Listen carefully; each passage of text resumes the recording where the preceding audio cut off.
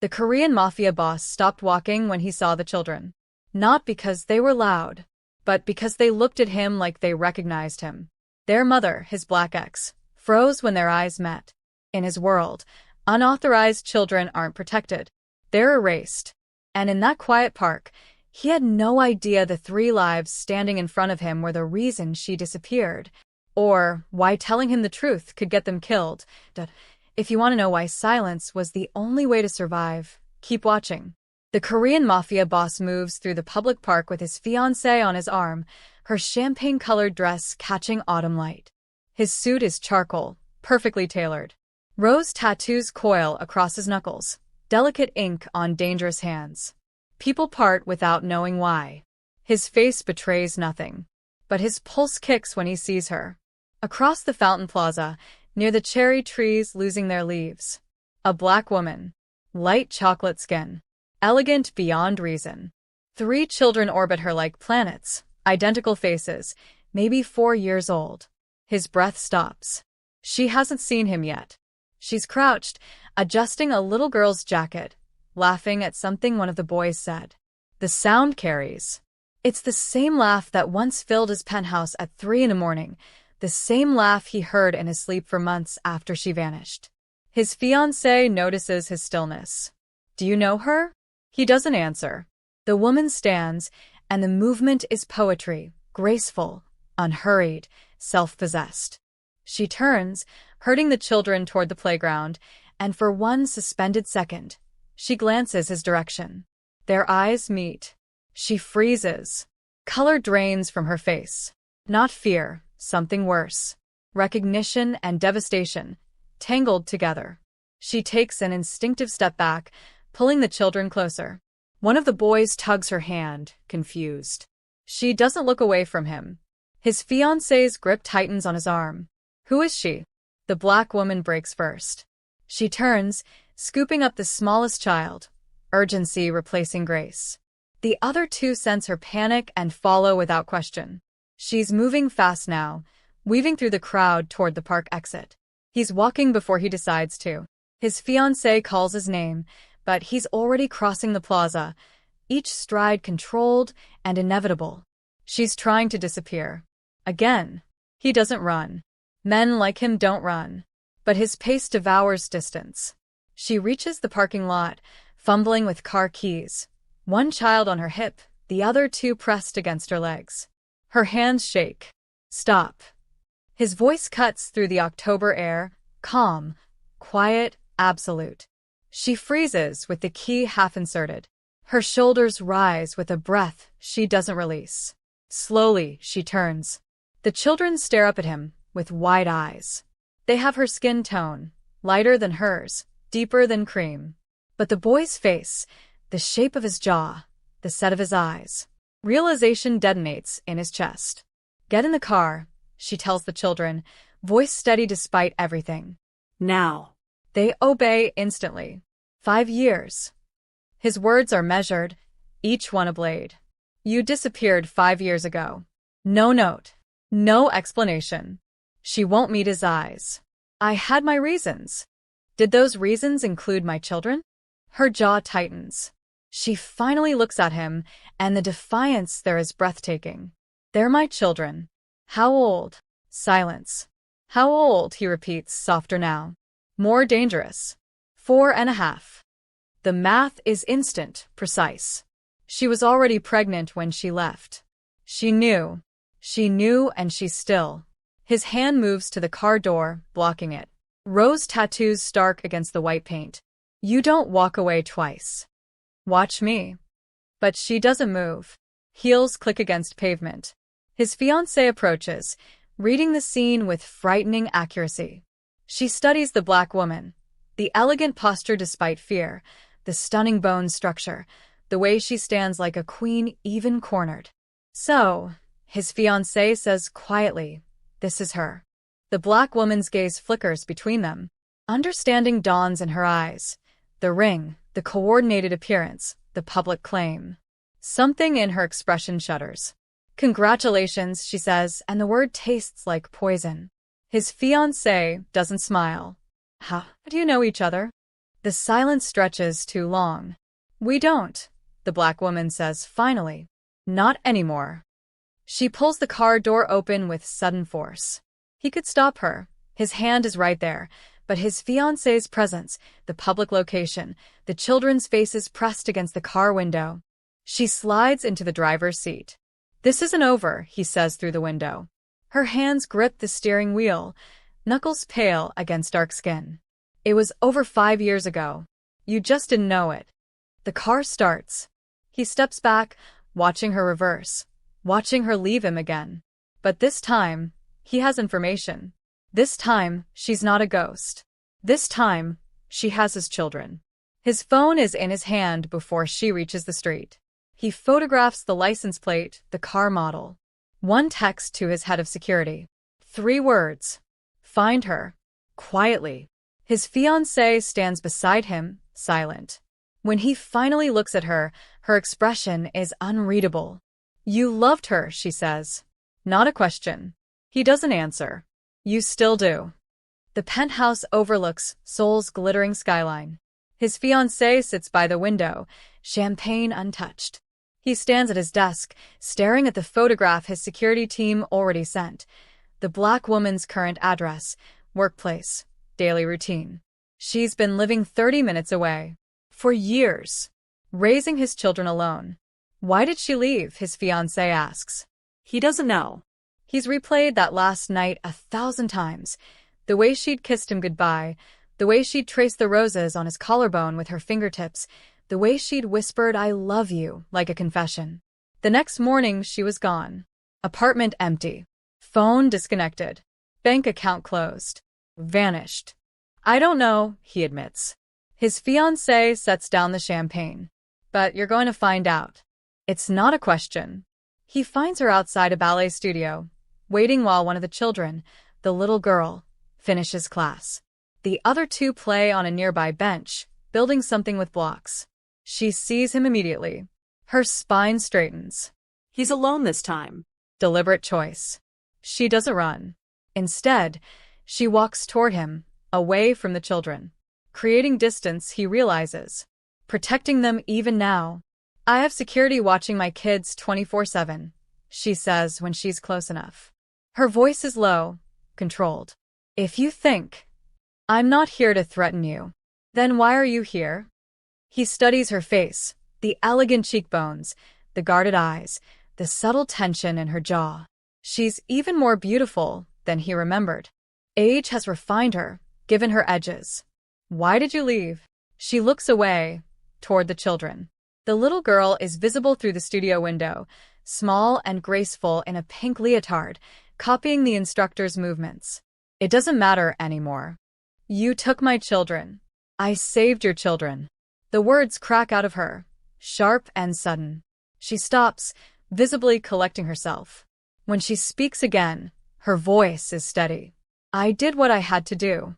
Explain. No. His hand moves, not threatening, just reaching. Old habit. His fingers hover near her arm, not quite touching. Close enough that he can feel her body heat. Close enough that she could step away if she wanted. She doesn't. I have a right to know them, he says quietly. You have no rights. You signed those away when she stops. Bites back whatever she was about to say. When what? The ballet studio door opens. The instructor emerges with the little girl, who spots her mother and runs. The black woman's entire demeanor shifts, softness flooding her features, arms opening wide. Mama, did you see? I did a pirouette. I saw, baby. You were perfect. The child notices him, goes shy, pressing against her mother's legs. But she's curious, peeking up at him with eyes that are unmistakably his own shape. Who's that? The black woman's hand strokes her daughter's hair. Just someone Mama used to know. The words hit harder than they should. Used to know. Past tense. Buried. The little girl studies him with unnerving intensity. You have pretty flowers on your hands. He crouches slowly, bringing himself to her eye level. The rose tattoos are visible on his knuckles. Thank you. Are they real? No. They're drawn on. Forever. That's silly. But she's smiling. The boys notice him now, abandoning their blocks, curious and cautious in equal measure. They flank their mother protectively, a learned behavior. They've been taught to be careful of strangers.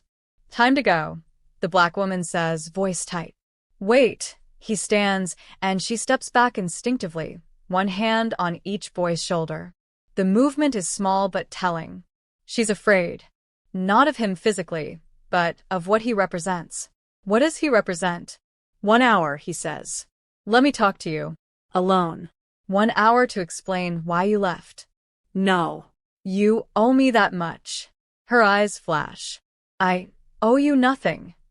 The venom in her voice makes the children flinch. She notices immediately, softening, pulling them close. I'm sorry, babies. Mama's just tired. Let's go get ice cream, okay? They perk up immediately, forgetting him in favor of promised treats. She ushers them toward the car, but at the last moment, she turns back. Her expression is weary, resigned. One conversation. Public place. No security. No threats. And after that, you leave us alone. I can't promise the last part. Then there's no conversation. He considers. She has all the power here. She has his children, his past, his answers. He has nothing but leverage and reach, and threatening her would destroy any chance of understanding. Public place, he agrees. Tomorrow. You choose where. She names a cafe in Hongdae, busy and bright and safe. Neutral territory. He nods once. She loads the children into the car. This time, when she drives away, he doesn't follow. But he watches until her taillights disappear, memorizing the way she checks the rearview mirror every few seconds. Still afraid. Of what? His fiancée is at a charity gala. He declined to attend, citing work. She didn't question it, she never does. She understands his world operates on different rules. He sits in his study, a glass of whiskey untouched on the desk. His phone displays the security report, her full name, current employment, art gallery curator, residence, modest apartment in Mapogu, financial history, clean, stable, no unusual transactions. Nothing explains why she ran. The door opens without knocking. His younger brother enters, second in command, ruthlessly efficient, completely loyal. You wanted to see me? He slides a photograph across the desk. The triplets, taken from the security footage. His brother studies it. Cute kids. Why am I looking at them? They're mine. Silence. Then, fuck. 5 years ago, she was pregnant when she left. I need to know why she ran. His brother sits slowly. You think someone threatened her? I don't know, but I need you to find out. Quietly. Check the records from that time. Meeting minutes, phone logs, anything unusual. You think it came from inside? The possibility sits like lead in his stomach. I think she was terrified enough to disappear completely. To give up everything. That kind of fear doesn't come from nowhere. He can't sleep. He stands on his penthouse balcony, soul sprawled below, and thinks about the way she'd looked at him today. Like he was both familiar and dangerous.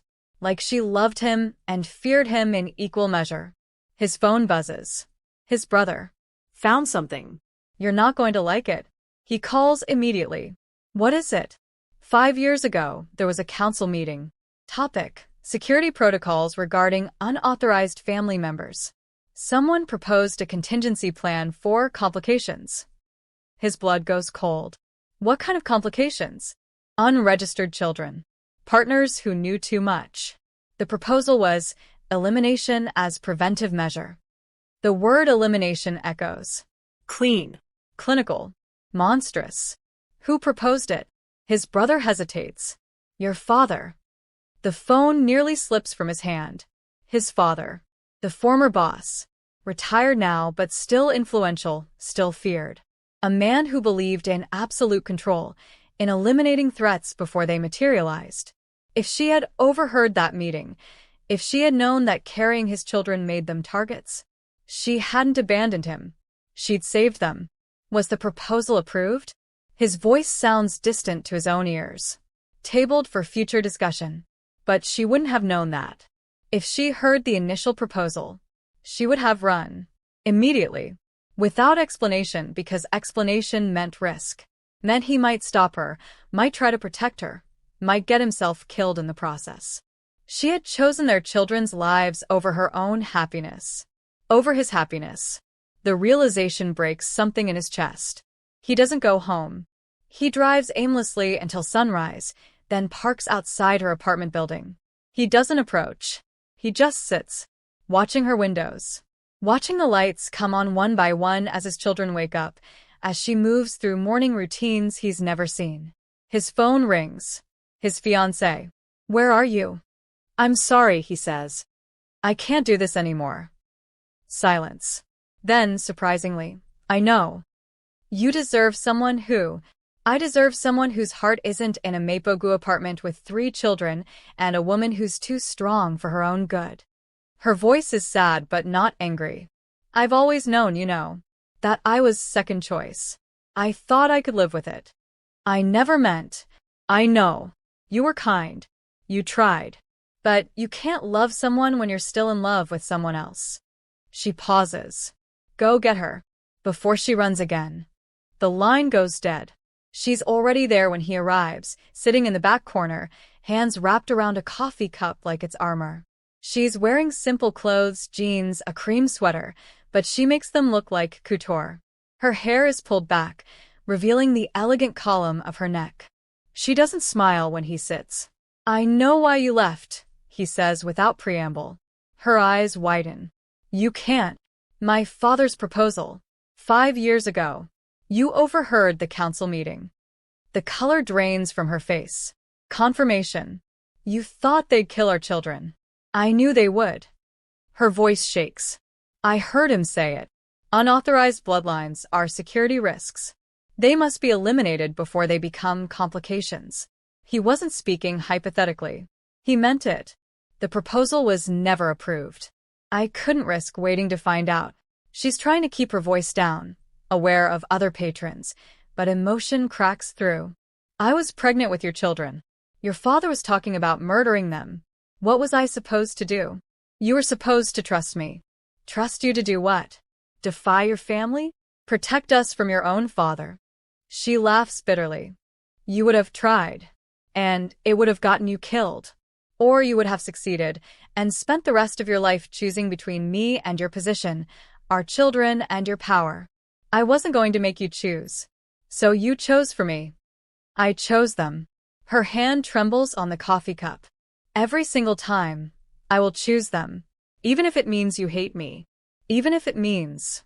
I ended my engagement this morning." She stops mid-sentence. Stares at him. "I can't marry someone else when I'm still in love with you. Don't." The word is barely a whisper. "Don't do this."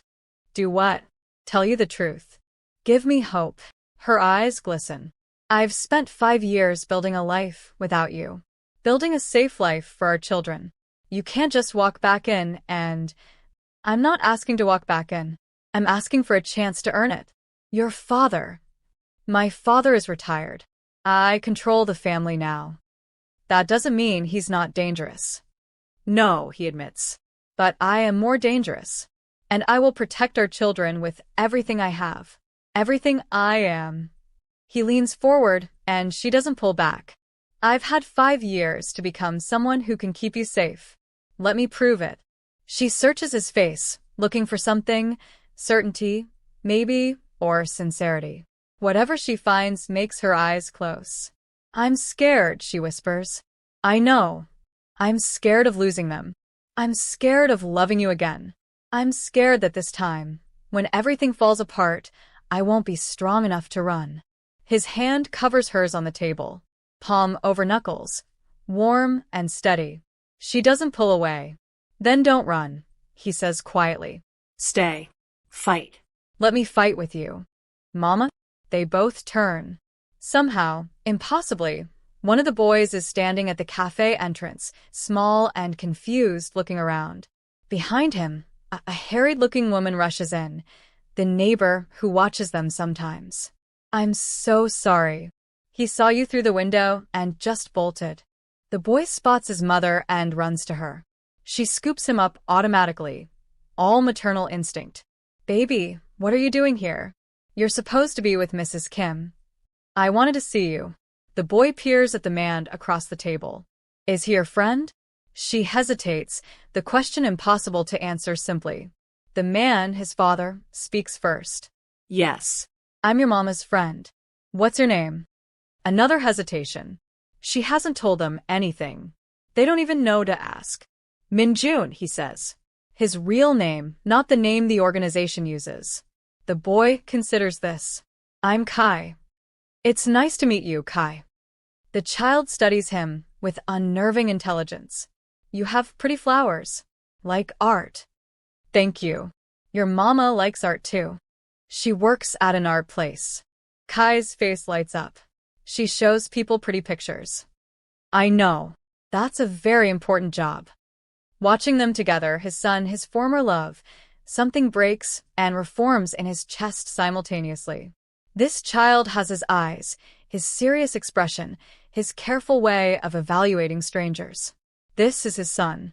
The boy's mother is watching the interaction with held breath, as if waiting for something to shatter. But Kai just chatters on, completely unaware of the weight of this moment. Do you want to see my drawing? I made a robot. I'd love to see it. It's at home. You can come see it. Kai turns to his mother, excitement bubbling over. Can he come see my robot, Mama? She looks trapped, torn between her child's innocent request and her terror of letting this man into their home, their sanctuary. Maybe another time, baby. Minjun is probably very busy. I'm not, he says quietly. Not too busy for this. Their eyes meet over Kai's head. A silent conversation. Are you sure? No. But I'm doing it anyway. Okay, she whispers. Okay. The apartment is modest but warm. Colorful children's artwork on the walls, toys neatly organized, soft lighting. It smells like vanilla and old books. She's made a home here, he realizes. A real home, built from nothing, sustained by her will alone. The other two children are suspicious at first, protective of their mother, wary of this stranger. But Kai's enthusiasm is infectious, and soon he's being shown robot drawings, block towers, a carefully maintained butterfly collection. She watches from the kitchen doorway, arms crossed, expression unreadable. They're beautiful, he says when the children are distracted, arguing about whose tower is taller. You did an incredible job. Don't what? Don't compliment me for surviving. I did what I had to do. But her voice lacks heat. She sounds exhausted. He moves closer, not crowding, just present. How long have you been doing this alone? 5 years. No help. I have friends, neighbors. But the children, they're mine. My responsibility. Ours. She looks at him sharply. You can't just. I know I can't erase 5 years. Can't undo your fear or your sacrifice. But I can be here now. If you let me. Somehow, hours pass. Dinner is simple. She makes pasta while he sits at the small table with the children, answering their questions, learning their personalities. The girl, Mia, is quieter than her brothers, more observant. The other boy, Jay, is pure energy, climbing and jumping and testing boundaries. Kai is the mediator, the emotional reader, the one who notices when his mother's smile is forced. When bedtime comes, the children protest. They want the interesting stranger to stay. She's firm but gentle, shepherding them to their shared bedroom. Can he read us a story? Mia asks, surprising everyone. The mother looks at him, question in her eyes. If it's okay with your mama, he says carefully. She nods once, sharp and brief. So he finds himself in a small bedroom with glow-in-the-dark stars on the ceiling, 3 children in their beds, a picture book in his hands. He reads about a lost dragon and a kind girl, doing different voices, making them giggle. When he's done, Kai asks, "Will you come back?" The question hangs in the air. If your mama says it's okay.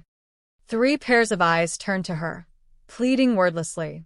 "We'll see," she says. The classic parent deflection. But she doesn't say no. The children finally sleep. She closes their door with practiced quietness, then leans against the hallway wall, eyes closed.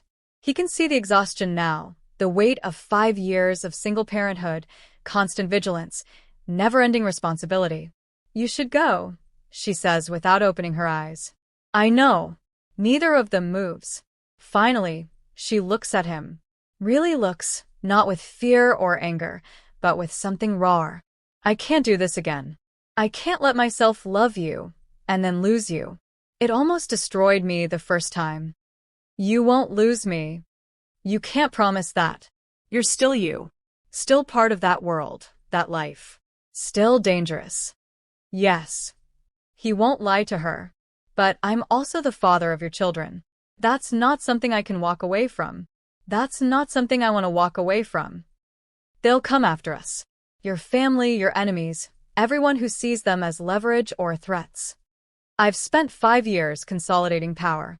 Anyone who touches you, or our children will die. Quickly.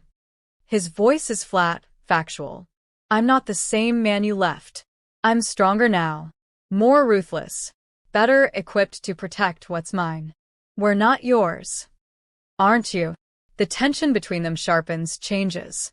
She pushes off the wall, and suddenly they're too close, barely a foot between them in the narrow hallway. He can see her pulse beating in her throat. She can probably see his doing the same. You broke my heart, she whispers. You broke mine first. I saved our children. I know. His hand lifts, stops inches from her face. But it still broke me. Waking up and finding you gone. Spending months searching. Years wondering. Hating you and loving you and not understanding. I'm sorry. Tears slide down her cheeks. I'm so sorry. But I would do it again. Every time. I would choose them every time. I know. That's what makes you extraordinary. His thumb catches a tear. The first time he's touched her face in 5 years. She inhales sharply but doesn't move away. Her skin is exactly as he remembered, soft, warm, alive. Minjun. I'm not asking you to forgive me for what my family is. I'm asking for a chance to be their father. To be in your life in whatever way you'll allow. And if I say no, then I'll respect that. But I'll still protect you. From the shadows if I have to. You'll never see me, but I'll be there. It's stalker behavior and they both know it. But it's also the truth.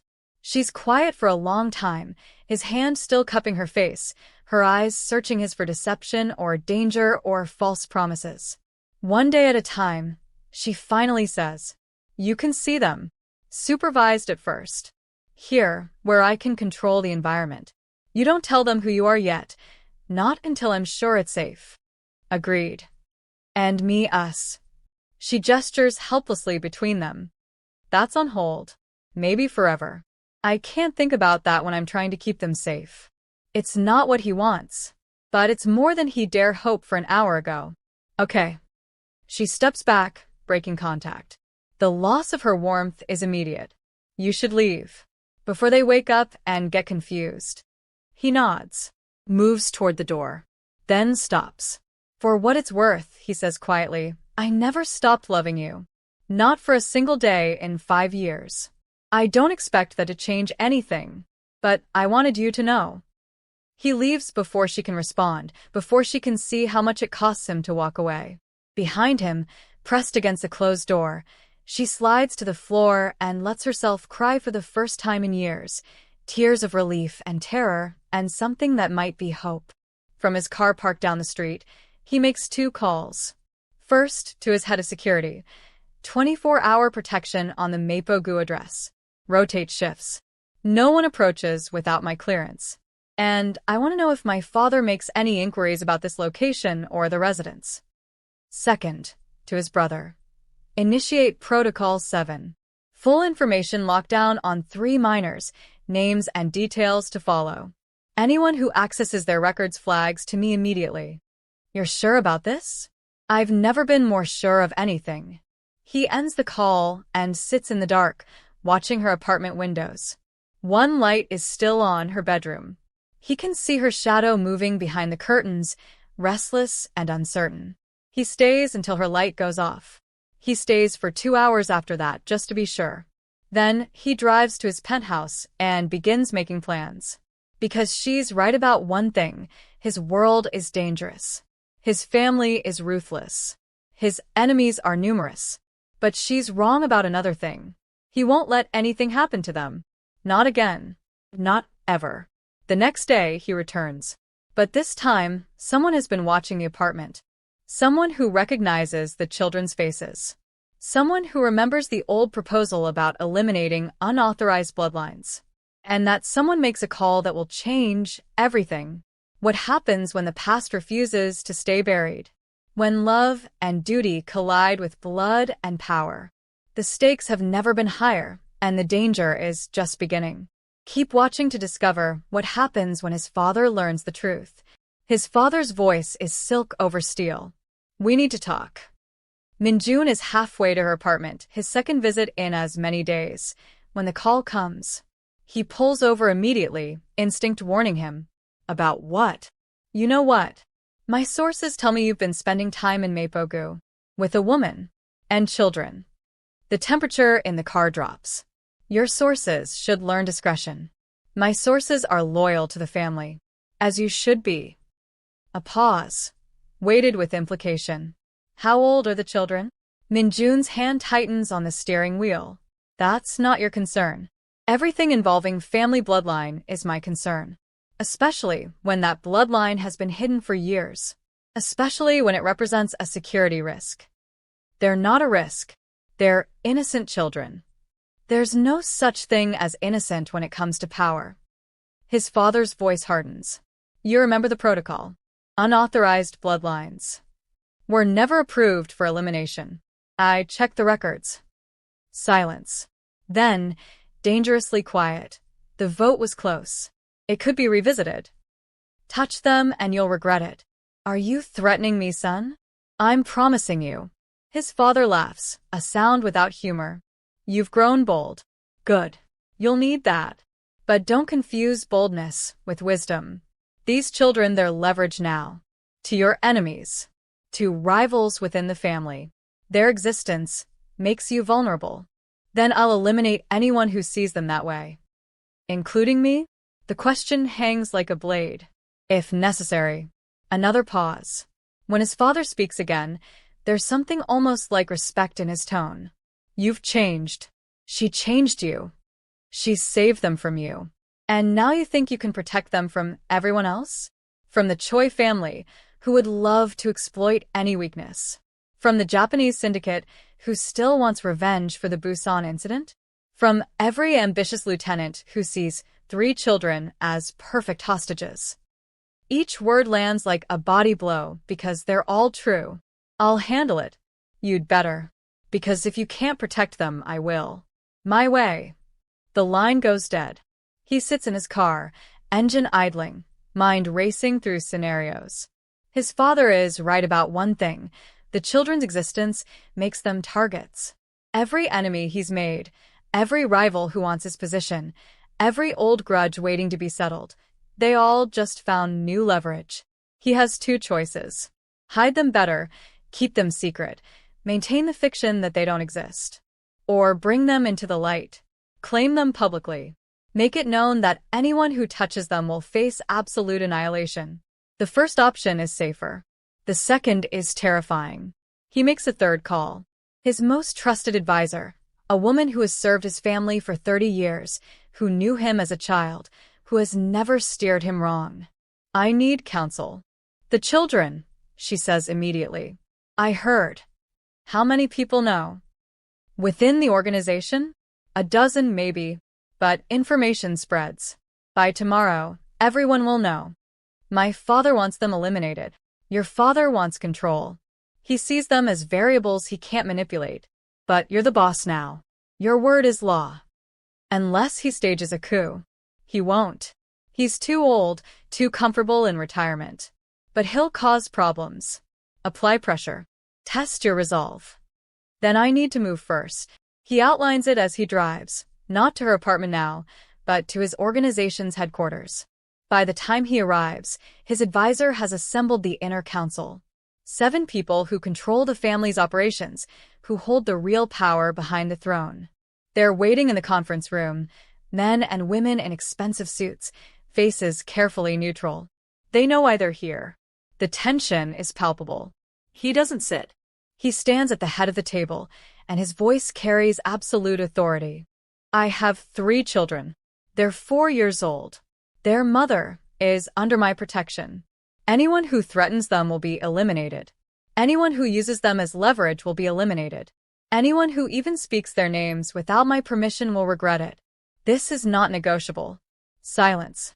Finally, the oldest council member, a man who has served 3 generations, speaks. Are you claiming them? Publicly. Yes. That makes them legitimate heirs.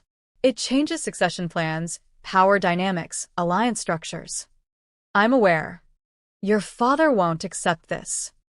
My father doesn't have a choice. Another council member leans forward. With respect, this complicates everything. The mother, she's not from our world. She has no connections, no family backing, no political value. She has my children. That's all the value she needs. But this isn't a debate. His hands rest on the table, rose tattoos stark against polished wood. I'm informing you of reality. Adjust accordingly. The meeting ends in tense silence. As the council files out, his advisor lingers. You're starting a war, she says quietly. I'm preventing one. If I show weakness now, they'll circle like sharks. But if I make it clear that the cost of touching my family is absolute destruction, then you force them to accept it. She nods slowly. Bold. Dangerous. But it might work. It has to work. And the mother? Does she know you're doing this? No. She'll be furious. I know. She'll feel exposed. Vulnerable. Everything she ran from, you're bringing back into her life. I know. He meets his advisor's eyes. But she was never safe in hiding. She just thought she was. The moment my father learned about the children, the clock started ticking. This way, at least they're protected by the full weight of the organization. Or they're trapped by it. He doesn't answer because there's no good answer. She knows something is wrong the moment he arrives. It's in his posture. Rigid, controlled, braced for her anger. What did you do? The children are at a birthday party with Mrs. Kim. They have 2 hours alone. He uses 30 seconds to explain everything. His father's call, the council meeting, the public claim. She goes pale, then red, then pale again. You claimed them? Without asking me? I had no choice. My father already knows. By tomorrow, everyone will know. I had to establish protection before. Before what? Before someone tries to kill them because you painted a target on their backs. Her voice climbs, fury and terror mixing. I spent 5 years keeping them hidden, keeping them safe, and you were never safe. Not really. You were just invisible. But invisible isn't the same as protected. It was working. Until it wasn't. Until someone noticed. Until my father made inquiries. Then what? You run again? Take them somewhere else? Spend another 5 years looking over your shoulder? She's shaking. Yes. Yes, if that's what it takes. I won't lose you again. The words come out raw, stripped of control. I can't. This isn't about you. She's pacing now, hands in her hair. This is about them. About keeping them alive. And you just made that impossible. I made it survivable. There's a difference. You made it public. You turn them into chess pieces in your power games. I turn them into royalty. No one will touch royalty without starting a war they can't win. You don't know that. I do know that. I know this world. I know how it works. Fear and power are the only currencies that matter. I just made it clear that the cost of harming them is annihilation. She stops pacing, stares at him. And what about me? Did you think about what this means for me? You'll be protected. I'll be trapped. I'll be the mother of the boss's children. Do you know what that makes me? Property. An asset. A potential liability, depending on the day. You're not property. You're. What? What am I in June? Because I'm not your wife. I'm not your partner. I'm the woman you slept with 5 years ago, who happened to get pregnant. You're the woman I love. The words cut through her fury. sharp and clean. The only woman I've ever loved. The mother of my children. The person I would burn the world to protect. She stops. Breath coming hard. Eyes bright with unshed tears. That doesn't change anything. It changes everything. No. It just makes it worse. Because now I have to live in your world. Now I have to be part of the thing I ran from. And the worst part? Her voice breaks. The worst part is that you're right. We were never really safe. I was just pretending we were.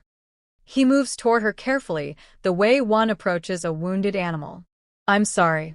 I should have consulted you first. Should have given you a choice. But I didn't have time and You made the call you thought would protect them. She wipes her eyes angrily. I understand. I hate it, but I understand. I'll make this right. How? How do you make this right? He doesn't have an answer. She laughs bitterly. Exactly. This is our life now. Marked. Public. Vulnerable in a completely different way. Protected, he corrects quietly. Vulnerable, yes. But also protected by the most powerful criminal organization in Seoul. That counts for something. It counts for everything. That's the problem. They stand in her small living room, him in his expensive suit, her in yoga pants and an oversized sweater, and the distance between them feels infinite. What do you need, he asks finally. To feel safe. To trust this. What do you need from me? She considers. Control. Some part of this has to be mine. Their names don't get published. Their faces don't appear in any records. They go to normal schools, have normal friends, live as normal a life as possible despite everything. Agreed. And I need security that I trust. Not just your people. People I interview, vet, approve. Done. And you. She looks at him, something vulnerable in her expression. You don't get to make unilateral decisions about them anymore. We're co-parents or we're nothing. We're co-parents. Say it like you mean it. I mean it. He steps closer. I won't shut you out again. I promise. She searches his face. Whatever she finds must satisfy her, because she nods slowly. Okay, we try this. But the moment it puts them in more danger than it prevents, I'm gone. And you won't find us this time. It's a threat and a promise. Fair enough. The door bursts open. Mrs. Kim stumbles in, the children behind her, her face pale with fear. I'm so sorry. There was a man at the party. He was taking pictures. Minjun is moving before she finishes, phone already to his ear. Security breach at the Jung residence. I need a team there now. And find out who accessed the party location. She's herding the children inside, checking them over with quick, efficient hands. Are you okay? Did anyone touch you? Did anyone talk to you? Mama, you're squishing me, Kai protests. But Mia is quiet, eyes wide. There was a man with a camera. He was looking at us. Minjun crouches down. Did he say anything to you? She shakes her head. Just pictures. But he smiled funny. Like he knew something. What did he look like? Old. Gray hair. Scary eyes. A description that could match a dozen people. Or one specific person his gut is screaming about. Get them into the bedroom, he tells her. Lock the door. Don't come out until I tell you. For once, she doesn't argue. She sees the look on his face and just moves, gathering the children, disappearing down the hall. The lock clicks. He makes another call. Pull footage from every camera within 2 blocks of the Jung residence. Someone was photographing the children. I want a name in 10 minutes. 8 minutes later, his phone buzzes. A photograph loads, surveillance footage, grainy but clear enough. A man in his 60s, expensive watch, military posture. His father's head of security. Of course. His next call is glacial with fury. Tell my father if he sends anyone near my children again, I will interpret it as an act of war. The response is immediate, a text from his father himself. Just gathering information. Surely you understand the need for security assessment.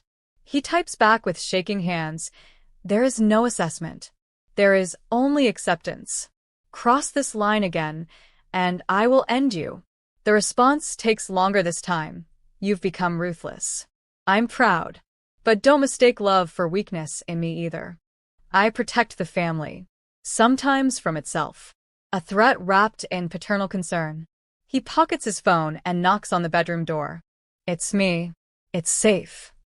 She opens the door, the children behind her.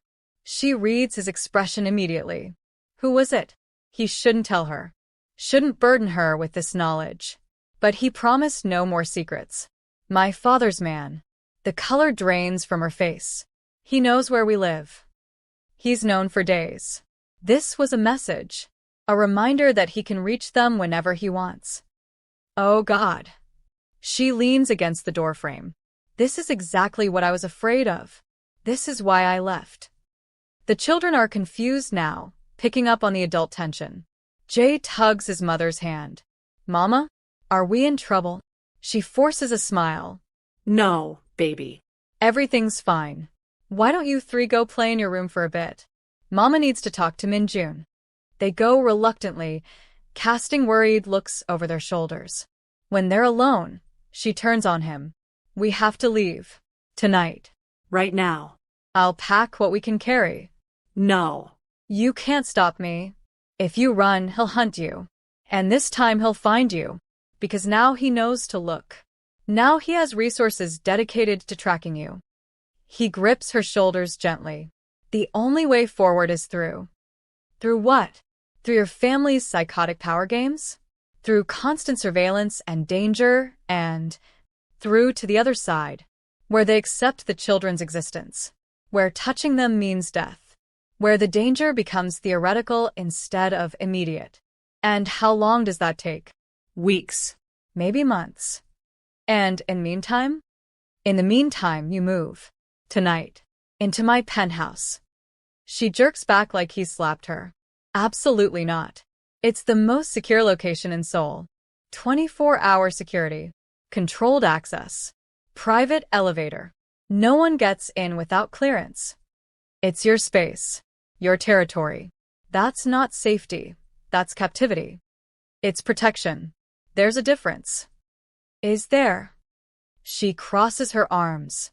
Because from where I'm standing, you're asking me to give up the last bit of independence I have. To put myself and our children completely in your power. I'm asking you to trust me. I barely know you anymore. The man I knew 5 years ago wouldn't have claimed his children without consent. Wouldn't have started a war with his own father. Wouldn't have.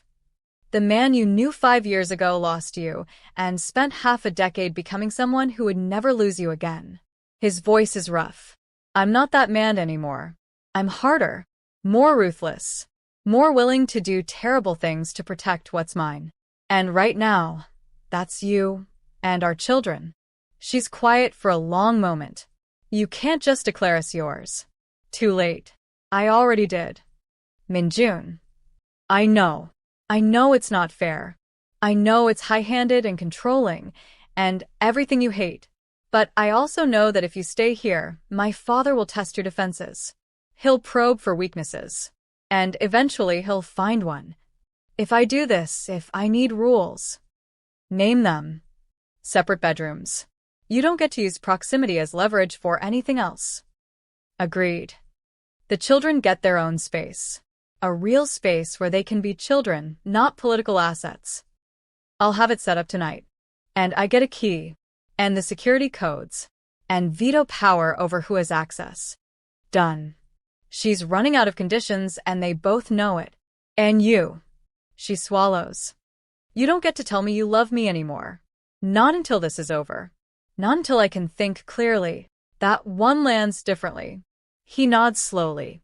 If that's what you need, it is. Then okay. Okay. She takes a shaky breath. I'll pack. 2 hours later, a convoy of black SUVs loads up her entire life. The children think it's an adventure. They're excited about the big fancy house Minjun has described. She knows better. She's walking into a gilded cage.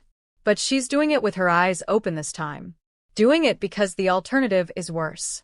Doing it because her children's safety matters more than her pride or her fear or her desperate wish for independence.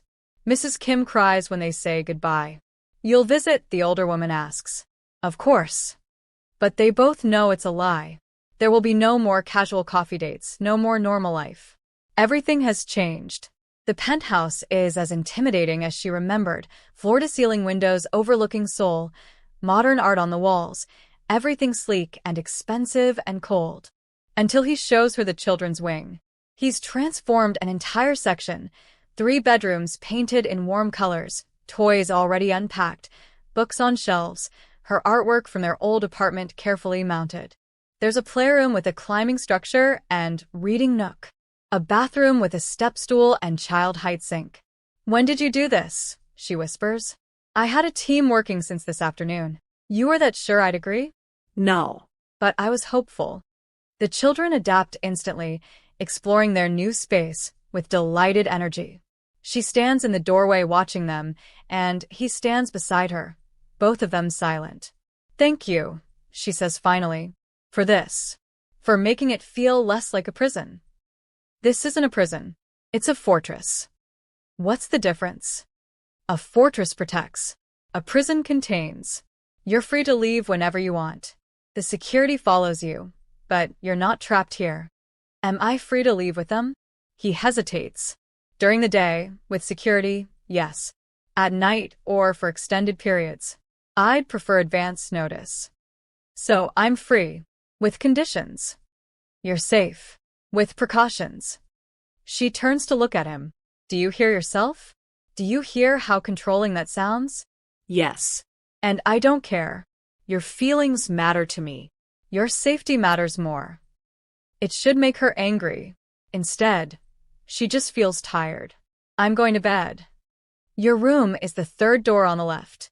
I'm in the master suite on the other side of the penthouse. If you need anything, I won't. She walks away without looking back. She can't sleep. The bed is too soft, the room too quiet, the city lights too bright through windows that don't have familiar shadows. She gets up, intending to check on the children, and finds him in the hallway. He's standing outside their room, just watching through the cracked door. You should be sleeping, she says softly. He doesn't turn. I know. I've missed so much. 4.5 years. First steps. First words. Everything. Something in her chest twists. I'm sorry. Don't be. You did what you had to do. He finally looks at her. But I can't stop thinking about it. All the moments I'll never get back. You'll have new moments. It's not the same. No, she agrees. It's not. But it's what we have. They stand together in the dark hallway, watching their children sleep, and for a moment, just a moment, it feels almost peaceful. Then his phone buzzes. He checks it and his expression hardens. Get the children. Now. What? Someone just breached the building's perimeter. Alarms shriek. Red lights flash. The children wake screaming, and she's moving on instinct, grabbing them, herding them into the panic room Minjun is already unlocking. It's hidden behind a bookcase, reinforced steel, biometric locks. Inside. Now. What's happening? Kai is crying, terrified. It's okay, baby. Just a drill. Just practice. She's lying, and he knows it, but he's too scared to argue. Minjun hands her a gun. Do you know how to use this? Yes. Her father taught her years ago. She never thought she'd need it. Lock the door behind me. Don't open it for anyone but me. If someone else gets in, shoot first. Minjun. He cups her face, thumb brushing her cheekbone. I will come back. I promise. Then he's gone, and she's alone with 3 terrified children and a weapon she prays she won't have to use. From the panic room's security monitors, she watches Minjun coordinate the defense. His security team is professional, armed, efficient. But the attackers are prepared. They bypass the first 2 checkpoints, move with military precision. She counts 8 of them, all masked, all carrying automatic weapons. This isn't a probe. This is an assault. Mama, I'm scared, Mia whispers. I know, baby. But we're safe here. No one can get through this door. Jay is watching the monitors, too young to understand but old enough to sense danger. Is Minjun fighting? He's protecting us. Is he strong? Very strong. She hopes that's true. On screen, Minjun moves through the penthouse like death itself. Controlled, precise, lethal. He's not the man she knew 5 years ago. That man was dangerous. This man is something else entirely. This man is terrifying. The attackers reach the hallway outside the panic room. One of them, the leader, she thinks, pulls out a tablet. They're trying to hack the door. Minjun appears behind them. What happens next is fast and brutal. She covers the children's eyes, but she watches. Watches him take down 6 men in under 30 seconds. Watches him move with the fluid grace of someone who has killed many times before. The last 2 attackers run. His security team cuts them off in the stairwell. Silence falls. Minjun appears on the monitor, standing in the hallway, checking the bodies. His suit is torn, blood on his hands. Not all of it his own, she thinks. He looks up at the security camera, directly at her. It's over. You can come out. She unlocks the door with shaking hands. The children are rushed away by a security team, female guards with kind faces, taking them to a secondary location while the penthouse is secured. She tries to go with them, but Minjun catches her arm. Let them go. You need to see this. See what? He leads her to where one of the attackers is still alive, zip-tied and bleeding. His mask is off now. She recognizes him from somewhere, maybe a photograph, maybe a news article. Who sent you? Minjun asks, voice calm. The man spits blood. Laughs. You know who. Say it anyway. The old man wants you to know. Unauthorized bloodlines are still unauthorized. You made them public. That makes them targets. He's just proving a point. Minjun's expression doesn't change. Tell my father if he ever comes near my children again, I will kill him. Slowly. And I will make sure his legacy dies screaming. The man pales. Minjun signals his security team. Get him out of here. And send a message to everyone who participated tonight. Their families have 24 hours to liquidate assets and leave the country. After that, I hunt them down.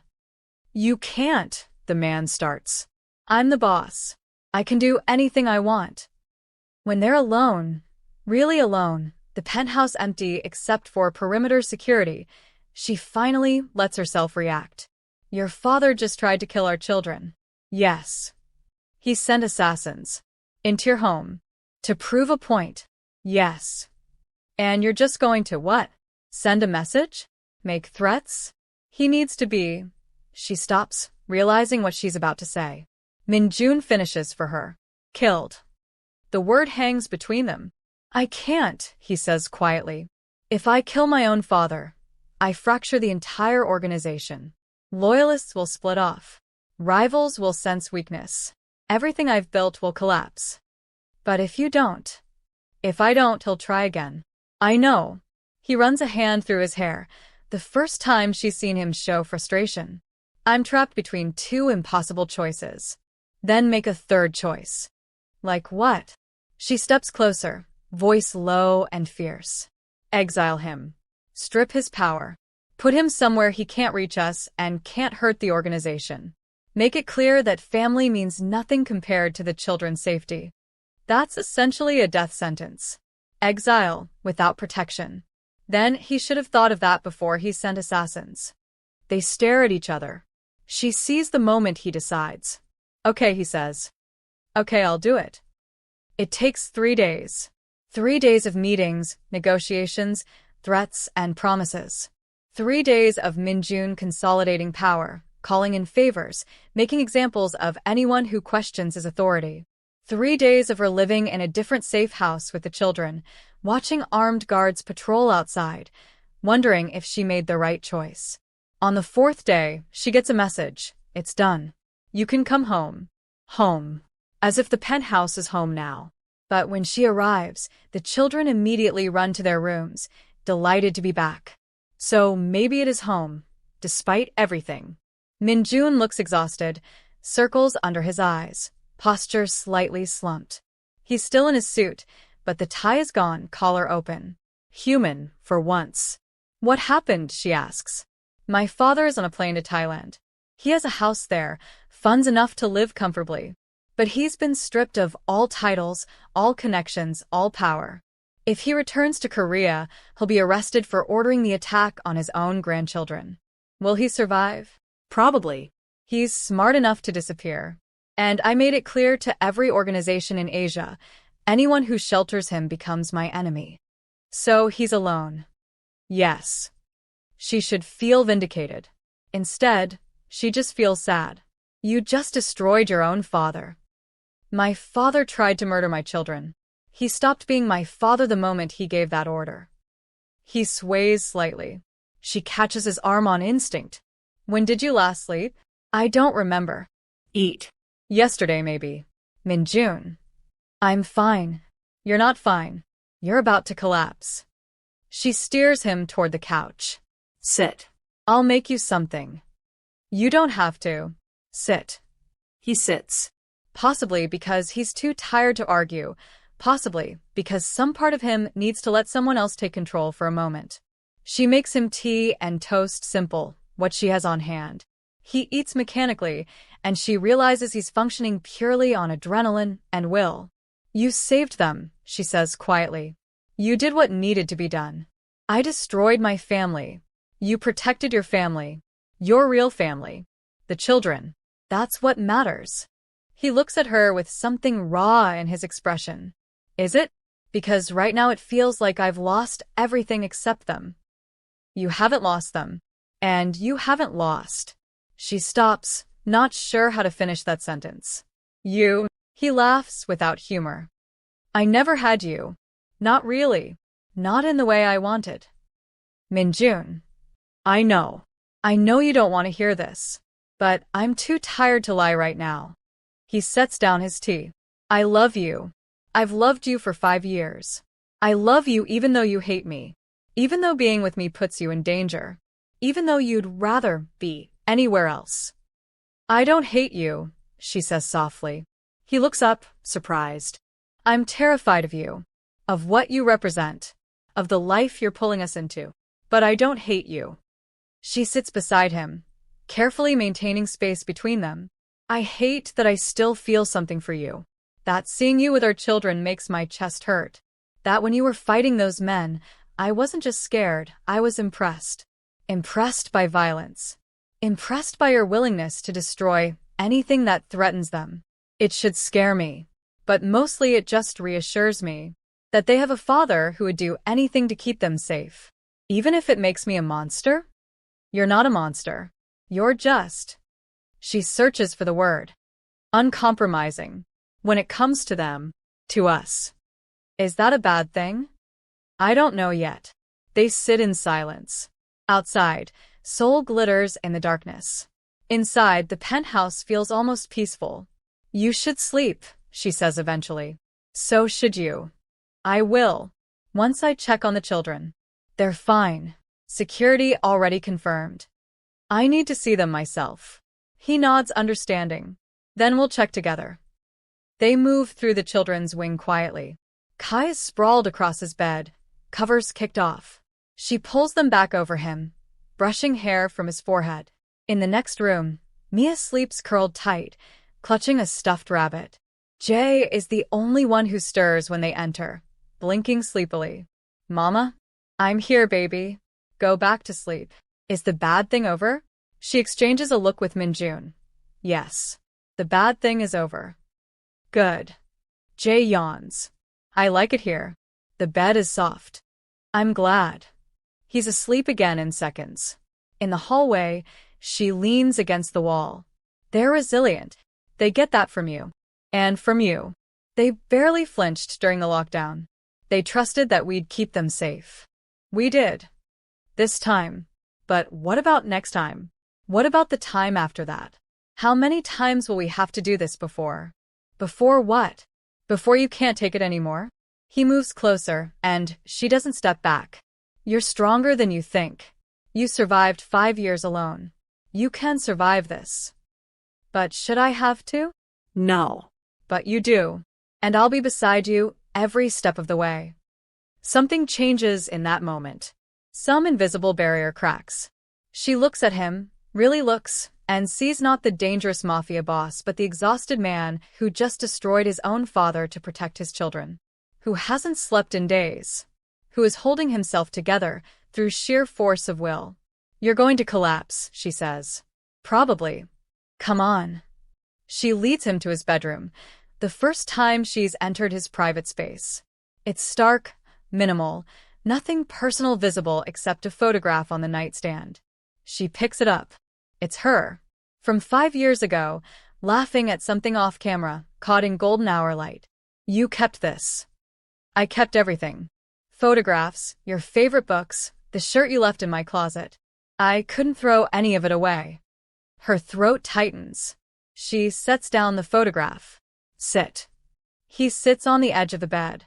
She kneels, unlacing his shoes, pulling them off. The gesture is intimate, domestic, and he watches her with an expression she can't read. "You don't have to. I know. But you can barely move, and someone needs to make sure you don't sleep in your suit." She stands, reaching for his jacket. He doesn't resist, letting her peel off the layers. Jacket. Shoulder holster. Shirt. The rose tattoos continue across his collarbone, intricate and beautiful. She remembers tracing them with her fingertips, remembers. She steps back. "That's enough. You can manage the rest." "Thank you." "Get some sleep." She's at the door when he speaks again. "Stay." She freezes. "What?" Not like that. Just." He sounds utterly exhausted. "Stay until I fall asleep." Please. "I don't want to be alone right now." She should say no. Should maintain boundaries. Should protect herself from the dangerous intimacy of this moment. "Okay," she whispers instead. She sits in the chair by the window while he climbs into bed.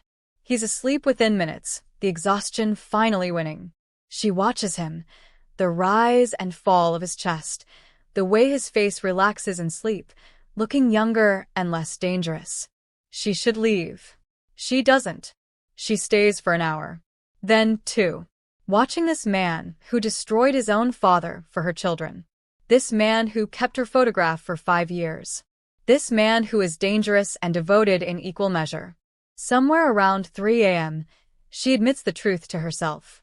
She's falling in love with him again. Or maybe she never stopped. The realization terrifies her more than any assassin ever could. She wakes to sunlight and confusion. She's in the chair still, neck stiff from sleeping upright. Min-jun is awake, watching her from the bed. "You stayed." "I fell asleep. I'm sorry, I should have." "Thank you." The sincerity in his voice stops her mid-excuse. "For what?" "For staying. For taking care of me. For not running when you had every reason to." He sits up slowly. "You could have left last night.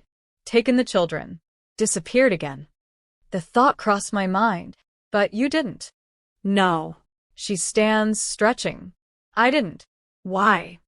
She considers lying. Considers deflecting. Instead. Because maybe you're right. Maybe the only way through is forward. Together. The smile that crosses his face is small, tentative, but genuine. "Together," he repeats. The children find them in the kitchen, him making coffee, her attempting pancakes. They burst in with their usual chaos, talking over each other, demanding attention. "Mama, can we go to the park?" "Min-jun, will you read us another story?" "I want chocolate chips in my pancakes." "No fair, I asked for that first." She expects Min-jun to be overwhelmed. Instead, he crouches down, bringing himself to their level. One at a time. "Kai, what did you want?" And he listens. Really listens. To each child's request, their stories about dreams, their excited plans for the day. She watches from the stove, spatula in hand, and feels something warm unfold in her chest. This is what she was afraid of. Not the danger. Not the violence. Not even the loss of independence. This moment of domestic peace. This feeling of rightness. This dangerous, terrifying hope that maybe, just maybe, they could be a real family. His phone rings. He checks it and his expression shifts, back to business, back to the boss. "I have to take this." He steps into the other room. She serves the children their pancakes, listening to his muffled voice through the wall. When he returns, his posture is tense. What is it? The Choi family heard about my father's exile. They're testing boundaries, making moves in territories that were previously neutral. Is it serious? Potentially. I need to handle it today. She nods. We'll be fine here. You're sure? We have security. The children have activities planned. We'll be fine. She pauses. Will you be fine? Always. But something in his eyes says otherwise. She walks him to the door. The children shout goodbye from the kitchen, mouths full of pancakes. At the threshold, he pauses. If anything feels wrong, anything at all, you call me immediately. I will. I mean it. I don't care if it's a noise or a feeling or paranoia. You call. Okay. He studies her face like he's memorizing it. Then, carefully, he touches her cheek, just his fingertips feather light. I'll be back by dinner. We'll be here. He leaves, and she watches the elevator doors close, fighting the urge to call him back. The day passes quietly. She works on gallery projects from the penthouse. Her boss has been understanding about the circumstances, allowing remote work. The children play, watch movies, build elaborate fortresses from couch cushions. Normal. Almost. Except for the armed guards outside. Except for the bullet-resistant windows. Except for the panic room hidden behind the bookshelf. Her phone buzzes. A message from Min-jun. Situation handled. Heading back. Pick up dinner or cook. She smiles despite herself. Cook. The children want your pasta. My pasta? You made it once. Now, it's their favorite. You've created expectations. Noted. I'll stop for ingredients. Home by 6. Home. He said home. She ignores the flutter in her chest and goes back to work. He doesn't arrive at 6. Or 6:30. By 7, she's worried. By 7:30, she's pacing. His phone goes to voicemail. Her texts don't deliver. The children sense her anxiety. They're quieter than usual, picking at the food she eventually makes, not pasta, because he has the ingredients. Where's Min-jun? Mia asks. Working late, baby. Is he okay? Of course he is. But she's not sure. She's not sure at all. At 8, her phone finally rings. Unknown number. Hello. Miss Chen. A woman's voice, professional and cold. This is Park Min-jun's assistant. He's asked me to inform you that he'll be delayed this evening. An unexpected meeting. Is he all right? He's fine. But he wanted to ensure you weren't worried. The words are right. The tone is wrong. Something about the delivery feels off. Can I speak to him? He's currently in a sensitive discussion. But he'll call when he's free. The line goes dead. She stands in the kitchen, phone in hand, instinct screaming danger. She calls his head of security, a number he gave her for emergencies. I just got a strange call, she explains, from someone claiming to be Min-jun's assistant. But something felt wrong. What number? She reads it off. There's a pause, then typing. That number isn't in our system. And Min-jun doesn't have a dedicated assistant. He handles his own communications. Another pause. Where are you right now? The penthouse.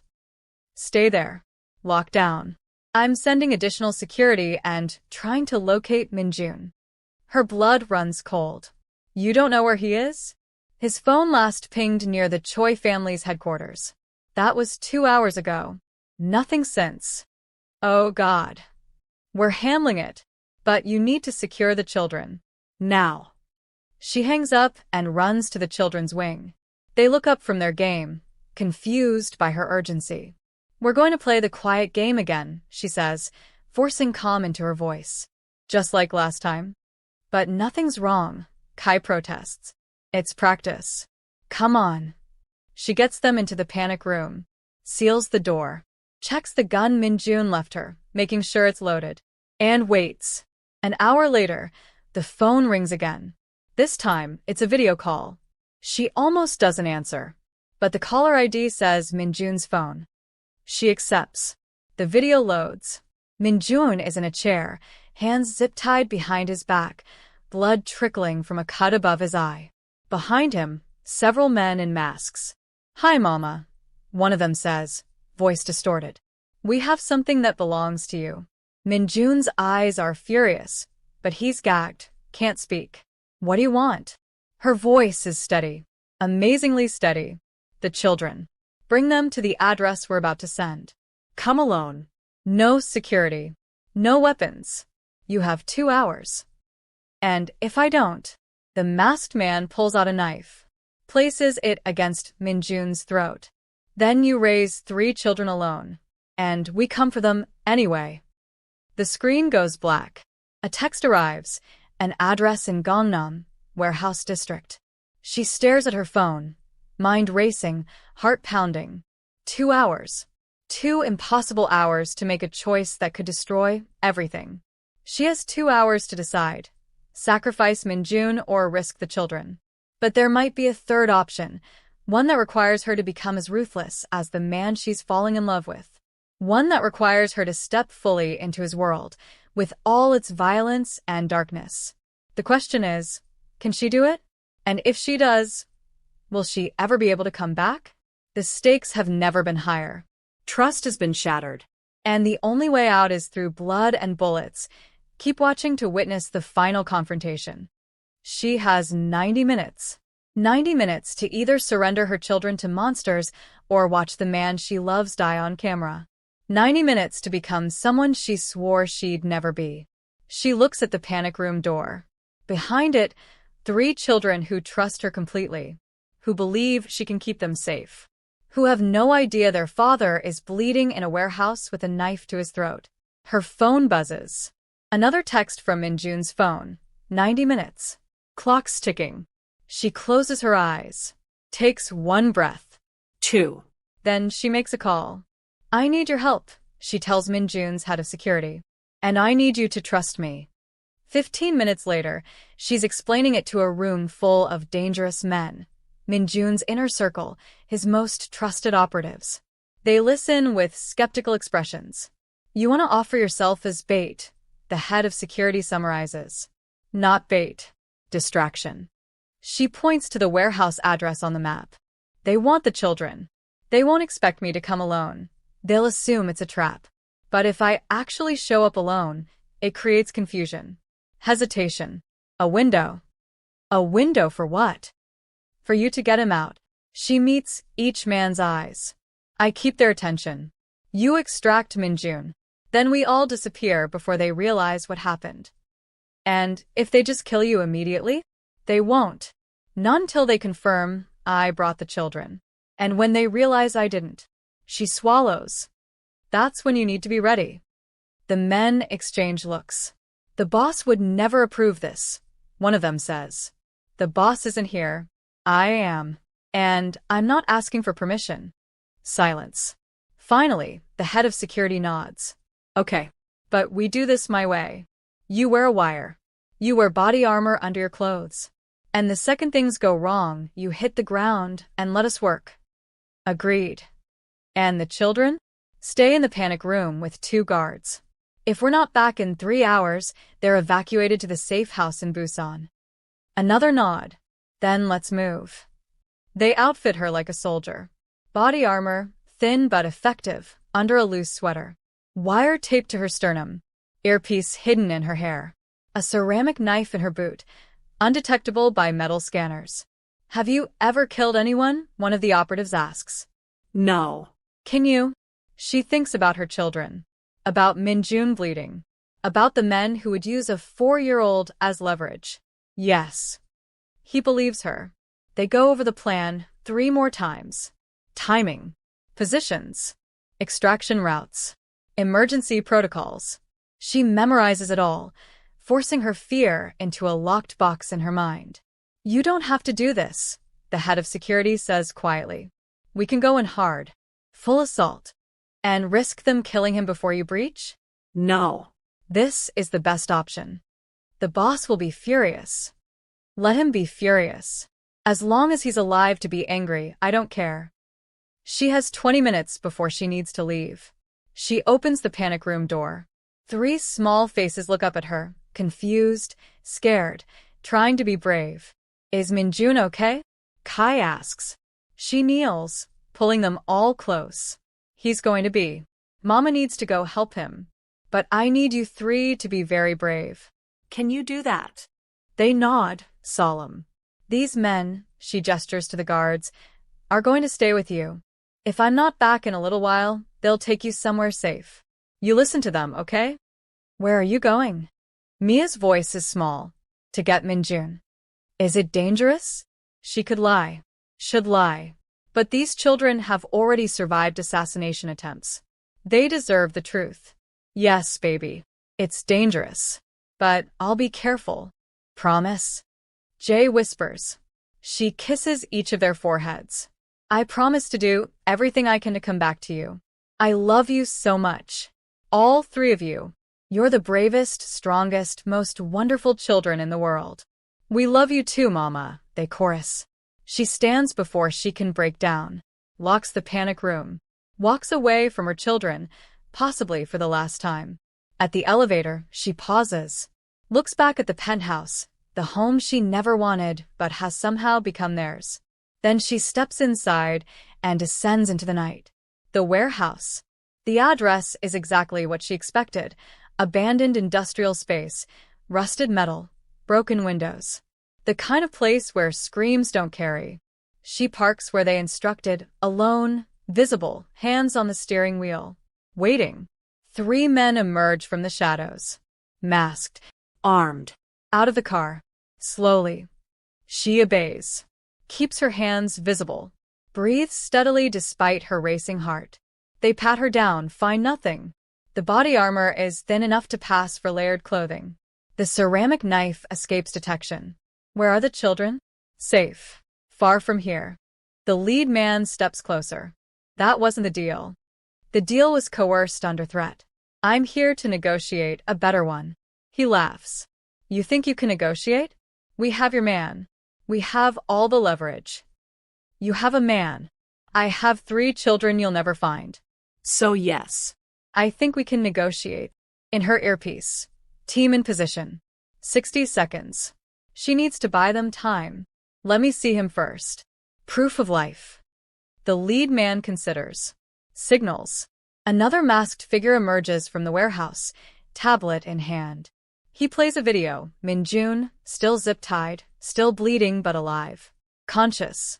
Furious. Satisfied. I want to see him in person. Not how this works. Then you don't get the children's location. She crosses her arms. I'm not negotiating blind.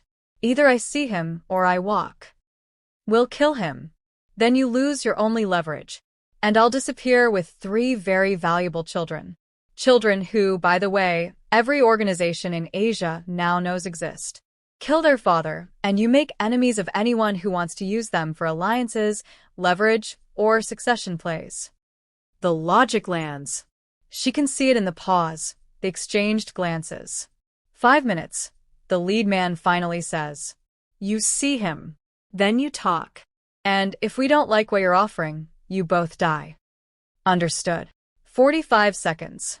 They lead her inside. The warehouse is massive, empty except for a chair in the center where Minjun sits, surrounded by 6 more armed men.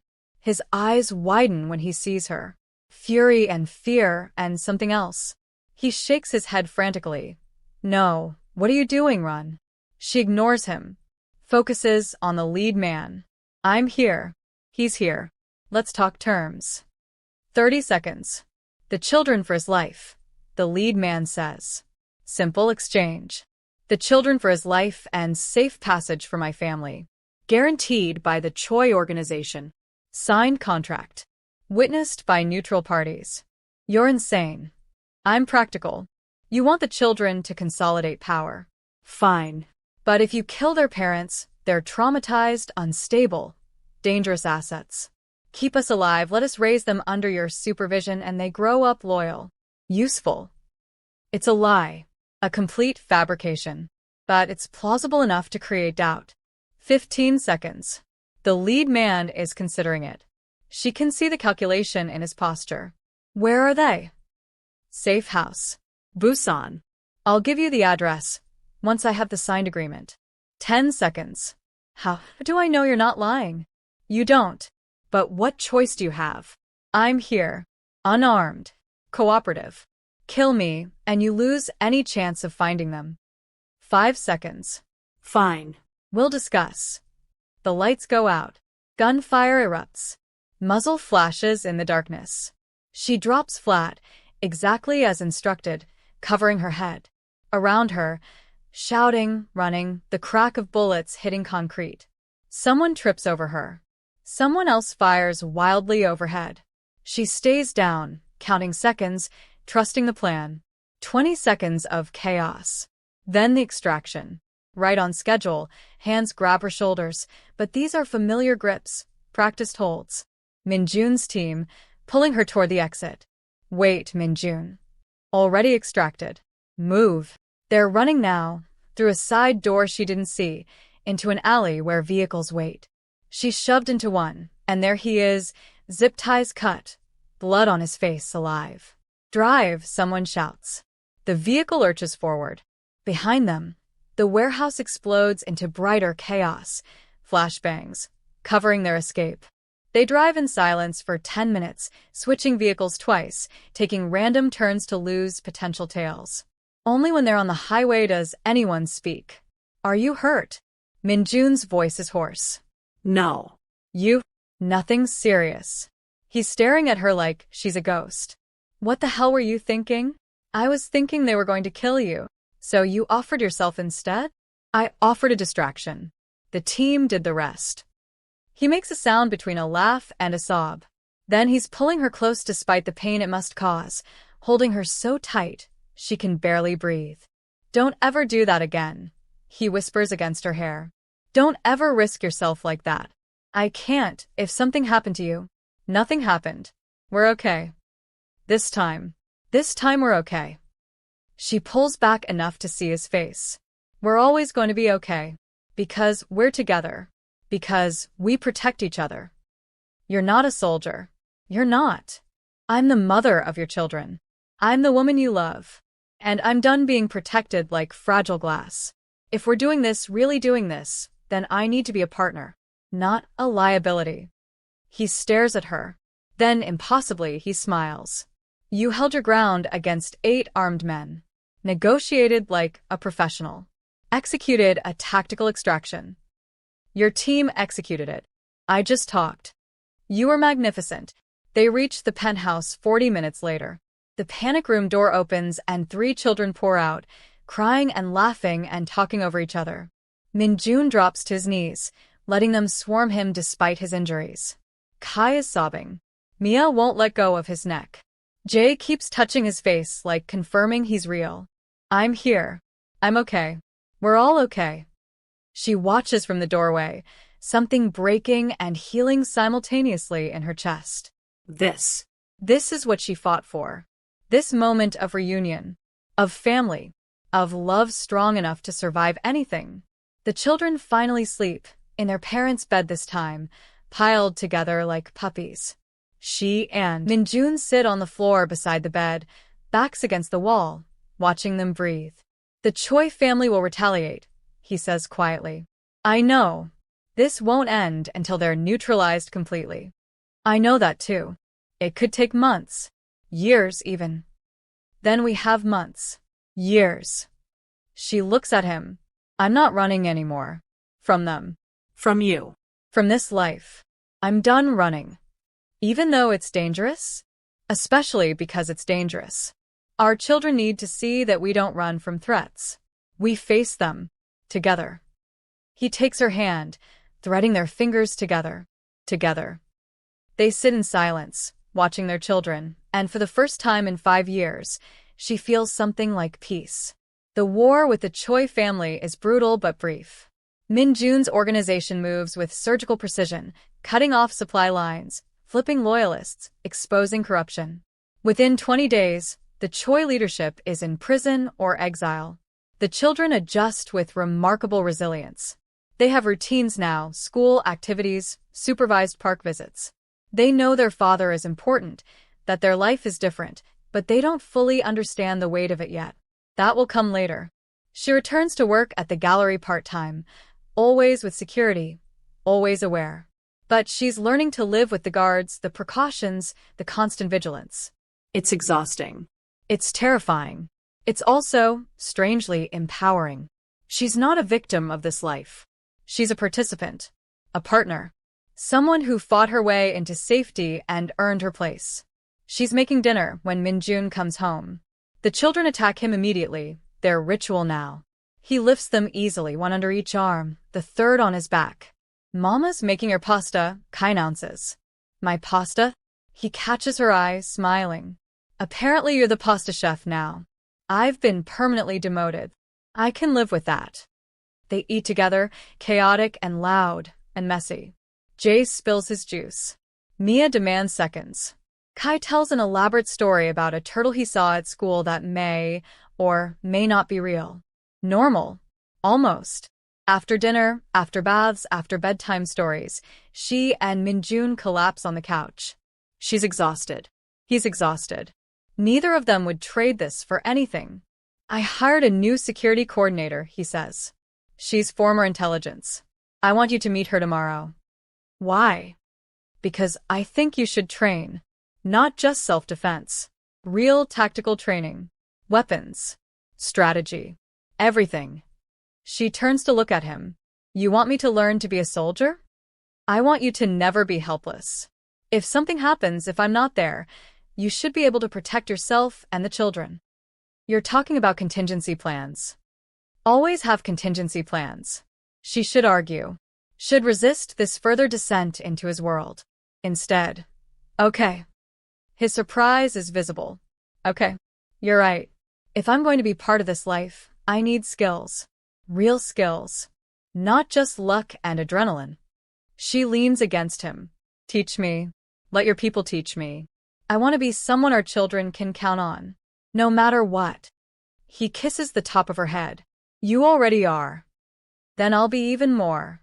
She's in the penthouse's private gym, sparring with a security coordinator. She's improved dramatically. Her reflexes sharper. Her instincts honed. She'll never be elite, but she's competent now. Dangerous, even. The session ends. She's sweating, breathing hard, smiling. Minjun watches from the doorway. Better. Better than what? Better than yesterday. Better than last week. He steps onto the mat. Show me what you learned. They circle each other, playful but serious. He's still faster, still stronger, but she's learned to compensate. To use momentum. To anticipate. She doesn't win. But she doesn't lose badly either. When they stop, both breathing hard, he's grinning.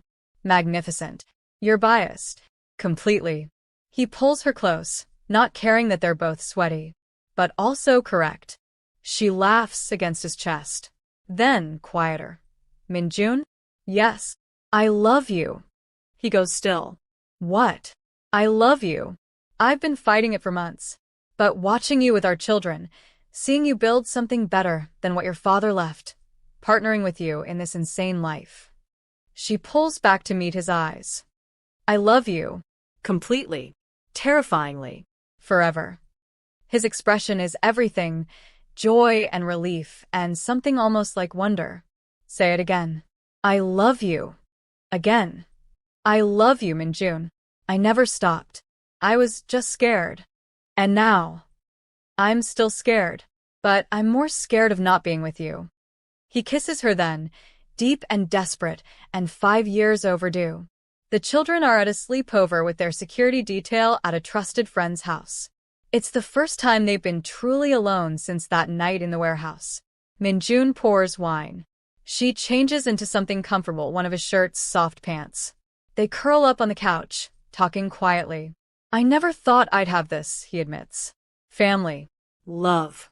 Something worth protecting more than power. What changed? You. You came back into my life, or I came back into yours, and suddenly everything else seemed meaningless. The organization, the power, the respect, none of it mattered compared to you and our children. But you kept it. The organization, the power. To protect you.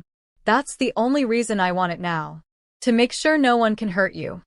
She traces the rose tattoos on his collarbone. These used to intimidate me. And now they're just part of you. Beautiful and dangerous in equal measure. His hand covers hers, holding it against his skin. Are you sure? About us? About this life? No, she says honestly.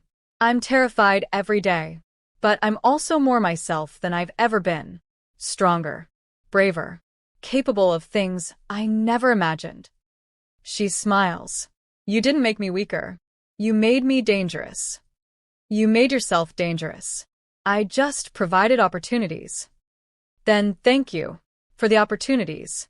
For the protection. For loving me even when I hated myself for loving you back. Always. He shifts and suddenly she's in his lap, straddling him, his hands on her waist. Stay with me. Forever. Not because you have to. Not because of the children. But because you want to. I want to. Promise. I promise. Their kiss deepens, slow and exploratory, relearning each other after years apart.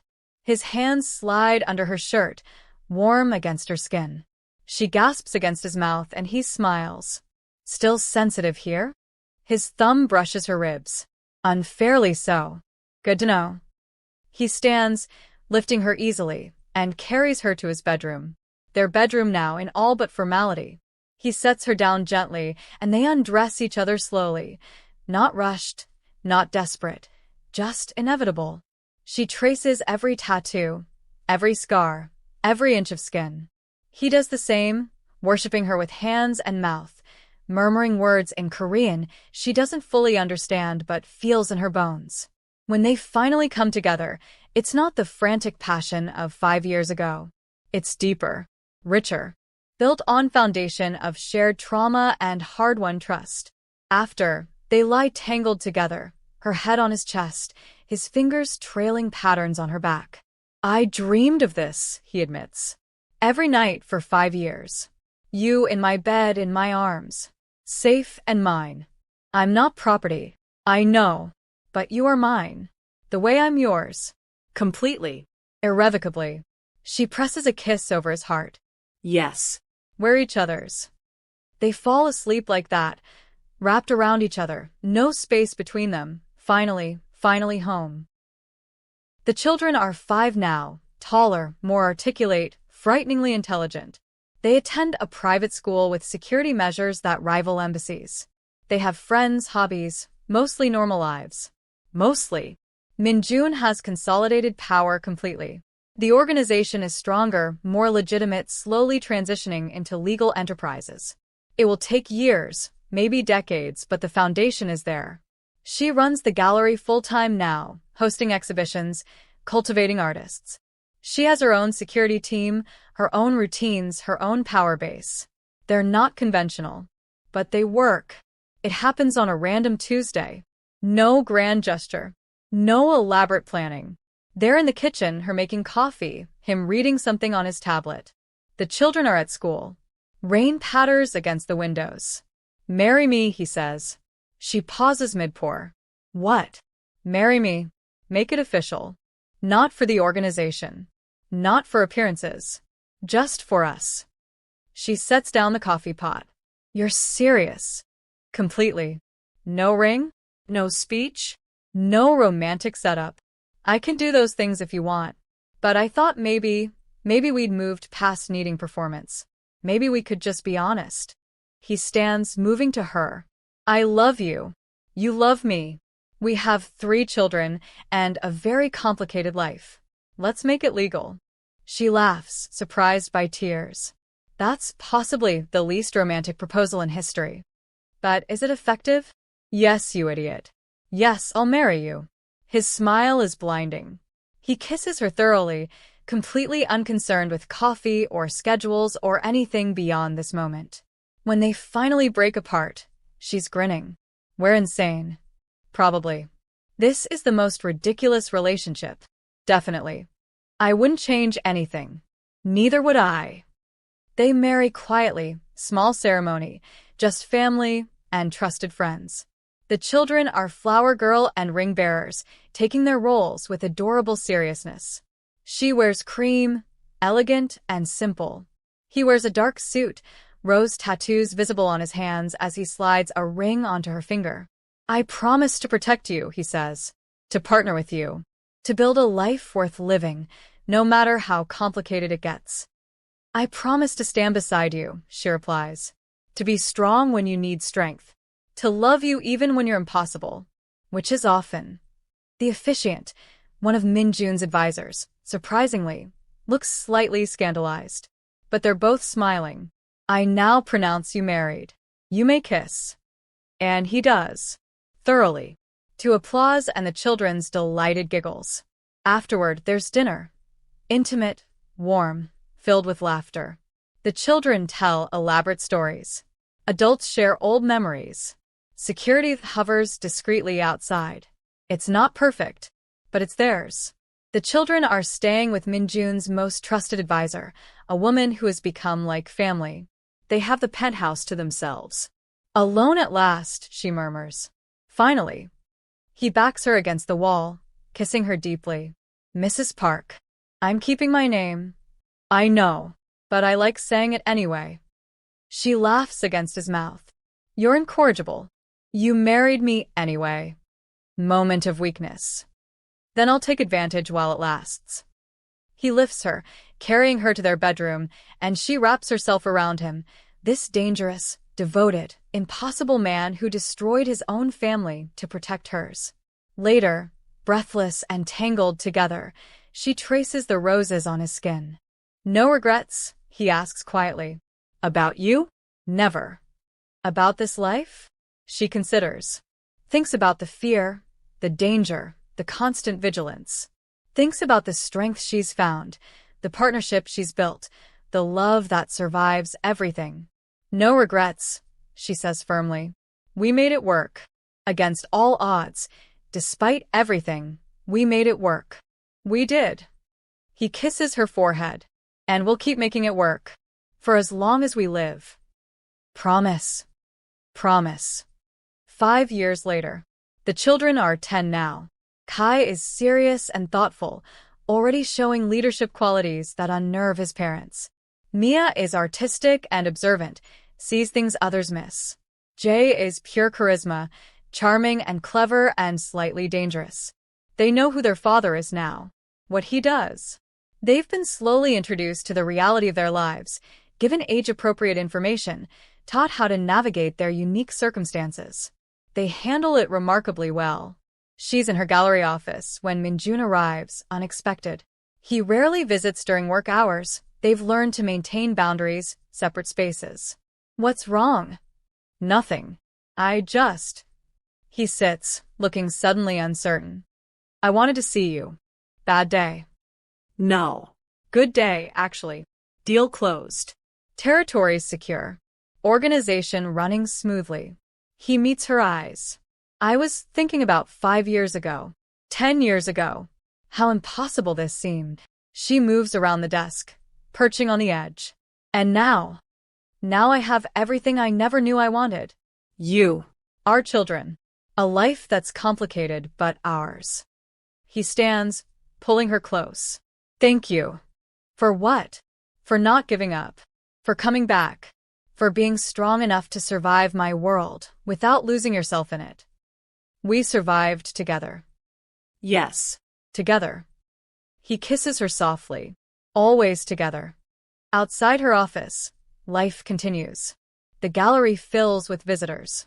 Security maintains discreet watch. The city moves at its frenetic pace. And in this small moment, they stand wrapped in each other. Two people who found their way through impossible odds to something like peace. It's not a fairy tale. There are still threats, still challenges, still moments of fear. But there's also love. Partnership. Family. And that, finally, is enough. Thank you for following this journey of love, danger, and survival. Two people from different worlds, finding their way to each other despite everything standing in their way. A family forged in fire, strong enough to weather any storm. If you enjoyed this story, please like, subscribe, and share. Let us know in the comments what moment resonated most with you. Should we explore more stories like this? What would you like to see next? Until next time, remember, love isn't about perfect circumstances. It's about perfect commitment.